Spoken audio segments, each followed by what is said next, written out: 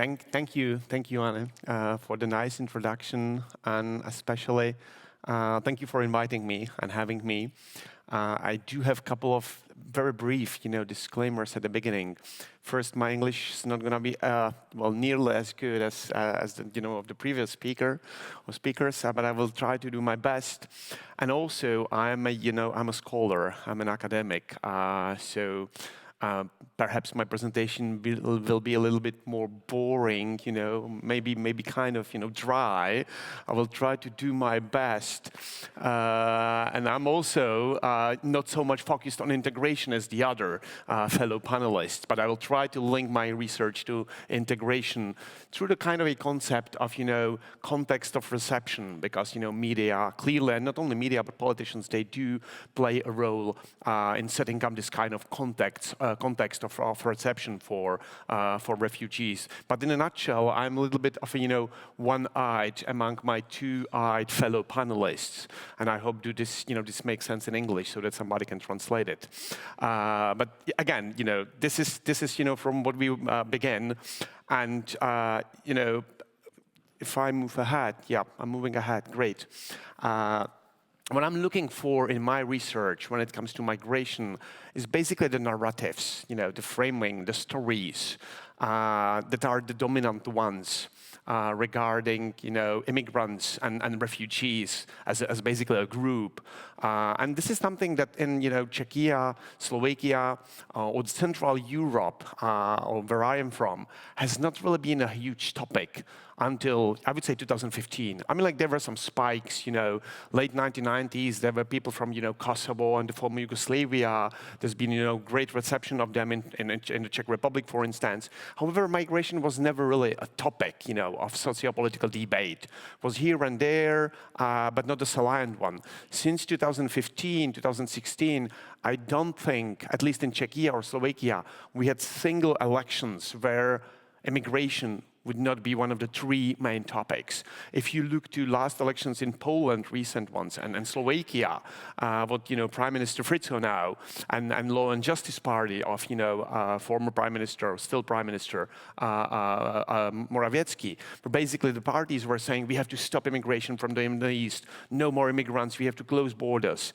But I'm trying to say basically that this topic has become a key socio-political topic in the region, unlike in the past. And this is why I tried to, start researching it recently, like 5 years ago. And what I do really in the research I'm presenting now is that I look at the frames or the narratives, or the master frames, as I call them, the most general frames that we apply in the stories, news stories and other stories, political stories regarding immigrants and refugees. And I, especially wanted to look at one key issue that has not really been a major focus of prior literature. And this is, how these stories and narratives and framings, how do they vary based on who do we talk about? And this is where I very much link to the title of the conference, From Security to Solidarity, if I'm not mistaken. Because, you can see that 2015-16, to 2022, the two movements, it's very much from security to solidarity. And basically, it very much tells you that we don't have fixed stories about immigrants and refugees. What do we have is they very much depend on who do we talk about. Whether these people come from certain regions or other regions, whether we use certain categories, legal categories for them, and also when it comes to their cultural background, religious background, and wider cultural background.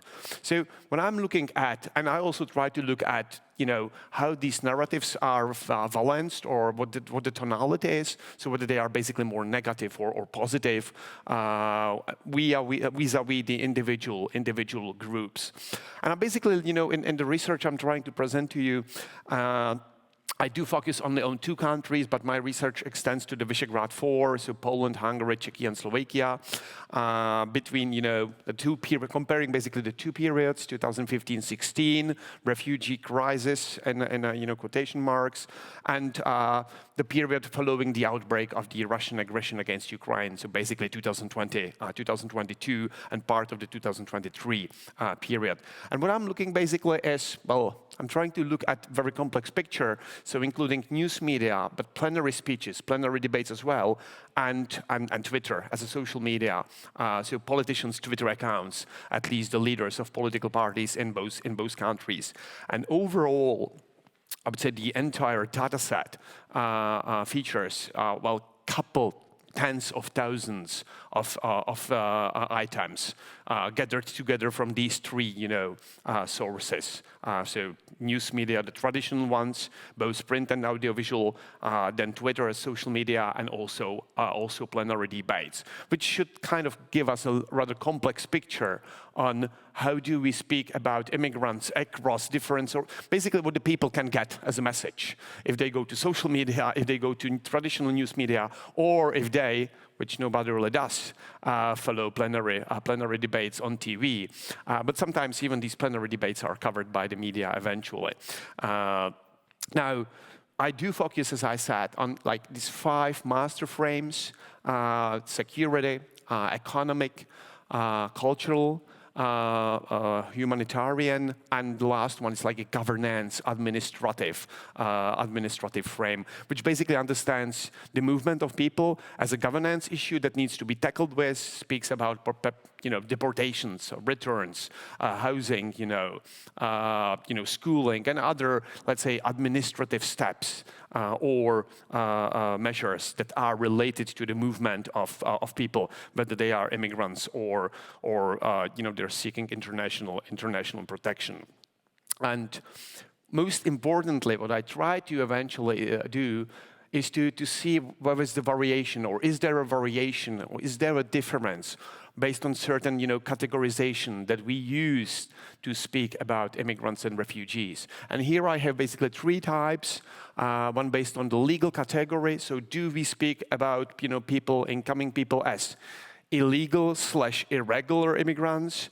Do we use a labor migration category? Or do we use asylum seeker/refugee category?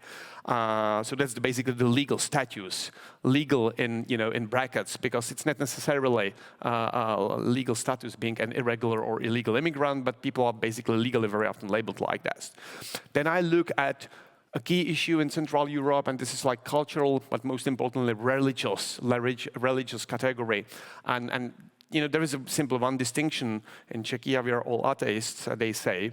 But there's a simple distinction between people having, Muslim religious background and any other, which generally in Czechia, Slovakia, or Central Europe, Poland, Slovakia, would mean Christian. But this can also include, Jewish religious background, which does not really feature very often until recently in our debates. And then finally, I do try to, distinguish between categories based on region of origin, where, Middle East and North Africa is one of the key issues. Then, post non-EU European countries, including Ukraine, but the post-Soviet states at large, we can say. And then, Southeast Asia, especially because we do have, significant Vietnamese minorities in the region, in Poland, Slovakia, Hungary a little less, Czechia perhaps the most. But, because of the communist cooperation or the cooperation during the communist period, we do have this kind of minority there. Now, regarding the results, finally, that's perhaps, the interesting stuff that you want to hear about. Looking at who even speaks, and this is, about media, right? Who does speak about immigrants and refugees? And do immigrants and refugees, feature in news media? Do we have their stories? Do we have their perspective? No, we don't. The simple answer is they're invisible. They're like, couple of percentage points, of all the news stories do really feature Syrians, Afghani, Ukrainians. But when it comes to the period 2002-2023, the data are slightly better. I mean, like much better. But if you do average it, overall, we don't really give space to refugees and immigrants. Now, the question is, does that really help their integration? Does it really help? I wouldn't say much, because who speaks about immigrants and refugees mostly is simply politicians. And politicians, they do always have their agenda, right? There's always an election around the corner. You know what your society is. In Czechia, the society is more or less anti-immigration, but usually more than less, but not really very favorable, even though some people would say the 2022-23 period would teach us otherwise. But overall, if you look on the long-term trends on public opinion in the region, it's mostly negative rather than positive towards refugees and immigrants. So this is just a first kind of signal that if we speak about refugees and immigrants, we don't want them to speak. We do want this to be us, and especially the politicians. Now, looking at the 2015-16 period, extended one, to 2013-17, but the main crisis between 2015 and 16, in the media we see that, well, that's what I said at the beginning. We have security and cultural frames as the main ones, and in both cases negatively used. So terrorism, German raping at the Christmas, Christmas Eve or New Year's Eve, New Year's Eve in Cologne and elsewhere, terrorism, other related, small crimes and so on and so forth. And then that's the, cultural one. And that's very much linked to the security one, right? There are different culture, therefore they are terrorists, they want to destroy the European way of living that we still have in Central Europe, unlike in Western Europe where it is already destroyed. This is a very typical, this was a very typical narrative back in the days. So cultural and security very much dominating. I can actually show you the graph. Then they are basically followed by economic framing, an administrative one, and not so surprisingly, humanitarian is the least visible. So it's not, and when it is visible, it's very also not dominantly or predominantly, but often it is also in a way that, like, well, they're not really refugees. There is no war in Syria, right? Or if there is war, they should run to Lebanon, not Czech Republic or Europe. They just want, they're just economic refugees, right? They want well-being, and that's all. There's no running away from war. So humanitarian one is the least, visible frame in the media arena. By the way. And the political arena, it's similar, only you do have much more of the administrative framing because it's the plenary debates, right? I mean, like they very often speak about governance and legislation and how to ensure effective, returns and how to ensure, detention in refugee, camps or centers. But what you will see still is that even in the political arena, the security frame will be highly salient, and then the cultural framing will be salient as well. Economic again, but the least visible, once again, is going to be the humanitarian framing, which tells you the period 2015-16 was basically about us against them, and them, being othered in terms of security and cultural, ways of othering, basically trying to build a kind of a boundary, invisible boundary between the societies in Central Europe and those, who want to effectively invade it and cause, security and or cultural trouble, whatever you can understand under it. Now, what's also perhaps interesting, if you look at the tone or the valence of framing, well, it's not so surprising. It's negative overall. The only, and that's logical, the only frame that is used overall positively is the humanitarian one. But the humanitarian framing is always generally, like inherently, a little bit more positive than the other frames. It has it embedded in itself. But if you look at all the other frames, immigration is always understood, or refugee and immigration movements are always understood as a threat to a society rather than a challenge, or a threat to the society rather than a benefit. And that is all in terms of both or all economic, cultural, as well as security aspects. Basically, these results are actually the same across media and political arena. The only difference is that in political arena, politicians are even more negative than in the media. So the framing there gets even more negative. Now, as the time runs, and I don't want to see the red numbers there, I'll try to move on to the key aspect. Does framing vary according to who do we speak about? Well, yeah. It does, and very much so. And basically, this is perhaps the most important and strongest, like statistically, strongest framing.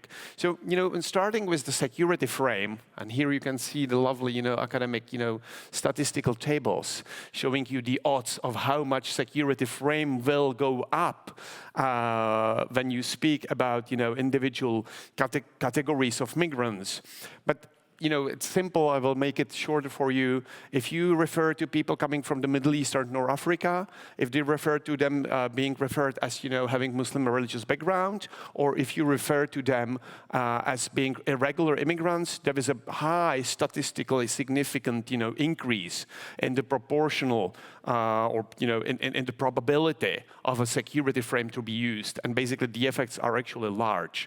So it's like 3 or 4, even sometimes 4 times as high the probability of this frame being used. So it's clearly who the security threat are. People from MENA, people with Muslim religious background, and those who are labeled as irregular immigrants.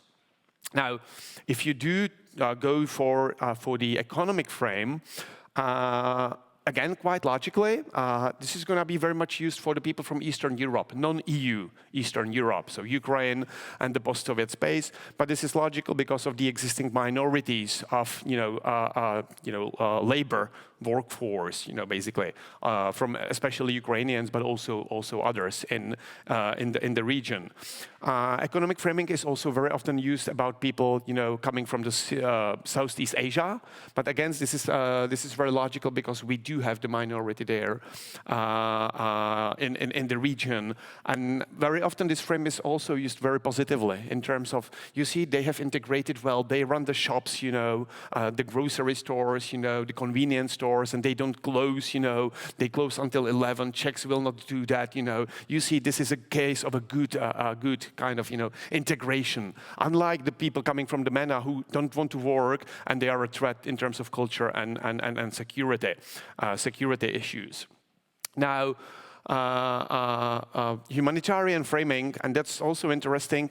If people come from Eastern Europe, this is much more likely that there's going to be a humanitarian framing, which is the first graph on the left. But again, this doesn't really matter so much.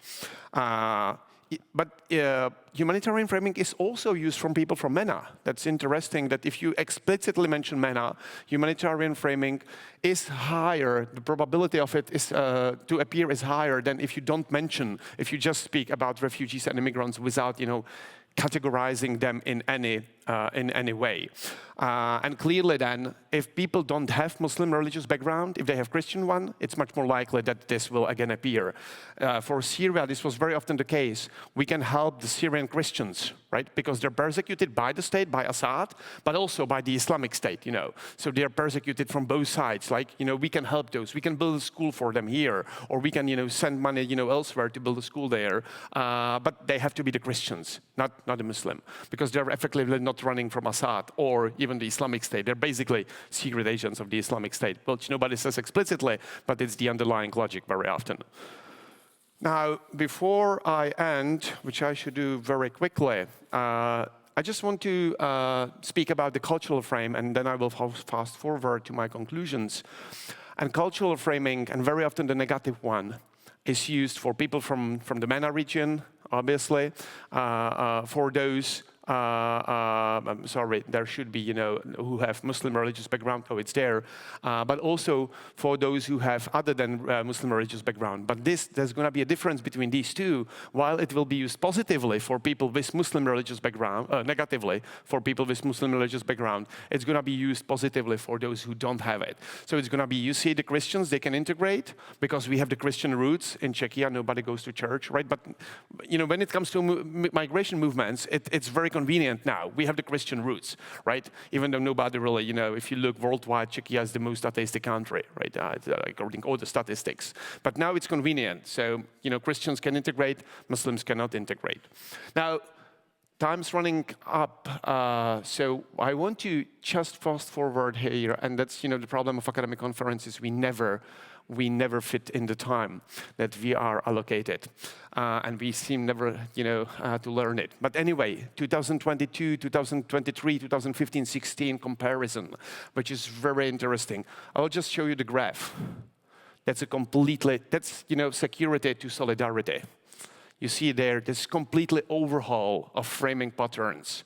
While security and culture are the most important for the first period, then humanitarian, economic clearly becomes most important in the latter period. In other words, telling you that there are some economic costs, and there is a lot of economic issues that we discuss when it comes to the movement of refugees or people from Ukraine and at large. But also, we tend to frame them like, oh, these are the real refugees. They're really running away from war. So we do use the humanitarian framing at the end of the day, which is, not surprising. But, if you look at the overhaul of the pattern, this is so significant that it tells you, and this is where I wanted to get, that the media, political sphere, as well as social media, they do create a completely different context for reception for different groups of people.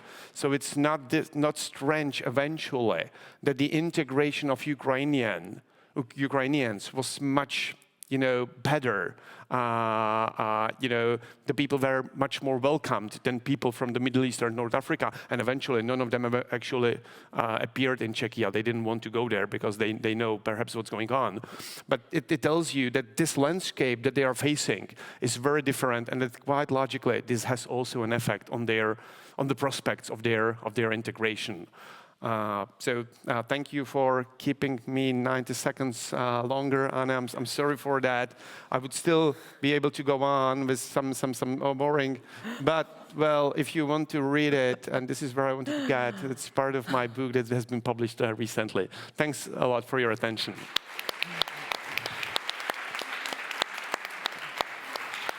Thank you, Jan. Thank you so much. I would like to keep you a bit longer, if I may, because there is a question here for you. Actually, there are 3 questions. But I would like to, if I may, and I want to thank people sending these questions over, because the first one, how to get migrants to speak out in the media, I would like to keep that for our later panel, because I feel that each panelist has something to contribute towards this question, right? So the first question to you is: the security framing of media coverage on refugees exclusive to Central and Eastern Europe, Poland and Czech Republic, or? I wouldn't say so. I wouldn't say so. It's only more pronounced. Mm-hmm. But I see some, and if you do compare, which I eventually do in my book, the research from Western Europe, let's say, and the wider CE region, to what I have found, it seems that it's not so different. There were some differences. Humanitarian is going to be much less used in 2015-16 in Central and Eastern Europe than in Western Europe. But security framing will be used everywhere, only in the case of Central Europe, even a little more, right? And that's perhaps the question is that it doesn't reflect the realities, because there were no crimes in Central Europe connected to the movement of people from the Middle East and North Africa, unlike some of the events that have occurred, in Italy, in Belgium, in Germany. So there is a disparity between what is going on the ground and, how do we, speak about it. But it's a general trend, only more pronounced in Central Europe. As a means, I would say, in Central Europe as a key means of othering, building the boundary between us and them. But surely we are all able to learn from your research paper ourselves. So I hope that the organizers are circulating information about your work more widely. And the second question, is it solely linked to restrictive migration policies, the security framing, media coverage? Well, yes, and not so much at the end of the day. At the end of the day, framing, what I found, is a little more negative in Czechia than in Slovakia, or at least used to be, 2015-16. Now, in 2022-23, it's the other way around. However, you have a little more restrictive migration policies in Slovakia than in Czechia. So there is no, I wouldn't really see there is a huge impact of migration or migrant integration or migration policies in general on how we do cover it or speak about it in the media and basically the socio-political debate. That's rather a means of constructing, certain landscape for the future steps. Perhaps, setting the landscape for making the policies even more restrictive, right? Because it's like a securitizing move where you say, oh, we need to be stronger on the external borders, we need to have stronger return policies because we have established that there is a security and cultural threat, right? So I wouldn't say it's for those policies, but it can be that the policies, it creates a more environment where more restrictive policies can be more easily adopted at the end of the day. Not that they will be, but can be, and that's the important, aspect. Well, thank you, Jan. Great big applause. Thank you. Wonderful work.